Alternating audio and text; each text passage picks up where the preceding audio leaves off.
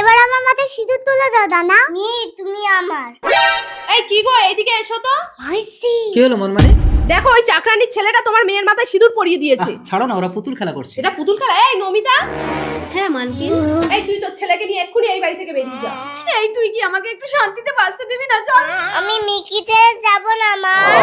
যাবো না, মামার বাড়ির আবদার। বেরো, কোনোদিনও এই বাড়িতে আসবি না। দানা তুমি এখন এই পুতুলটা নিয়ে যাও, আমি বড় হয়ে গেলে তখন তুমি আমাকে এসে নিয়ে যাবে। ঠিক আছে মিহি? অমন কথা বলতে নেই মিহি, আমি তোমাকে রাজকুমারের সাথে বিয়ে দেবো 20 বছর পর। মিহি, আজ তোকে একটা বিরাট বড় লোকের ছেলে 4 চাকা নিয়ে দেখতে আসবে। আমার অনেক ছোটবেলায় বিয়ে হয়ে গেছে বাবা, আমি আর বিয়ে করব না। না, ওসব ছোট লোকদের সাথে আমরা কোনো সম্পর্ক করব না। গাড়ি এসে গেছে।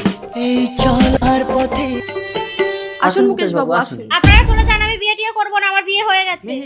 সতেশ বাবু, এইভাবে বাড়িতে ডেকে অপমানটা না করলেই পারতেন। চল জানিস মুকেশ বাবু, একটা অত বড় লোকের সামনে তুই আমাদের অপমান করলি কেন? মনমানি, ওরা তো ব্যাগ ফেলে দিয়ে চলে গেল। একটা তোমার মেয়েকে দাও, ও গিয়ে দিয়ে আসবে আর ক্ষমা চেয়ে আসবে। এই ব্যাগ এখন আমাকে দিয়ে আসতে হবে, ভালো লাগে না। দেখি তো ব্যাগে কি আছে। পুতুল পুতুল খেলা। দানা তুমি এখন এই পুতুলটা নিয়ে যাও, আমি বড় হয়ে গেলে তখন তুমি আমাকে এসে নিয়ে যাবে।